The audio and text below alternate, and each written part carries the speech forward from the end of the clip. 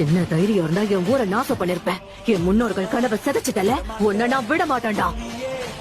ஒரு ஹோக்காகவா இந்த மொத்த பிரச்சனையையும் முடிக்கிறேன். இப்பயாவது உனக்கு வலி நான் என்னன்னு புரிஞ்சுதா? இதுக்கு மேல என்னோட தேவை பொறுத்துதான். போதும், நிறுத்துடா.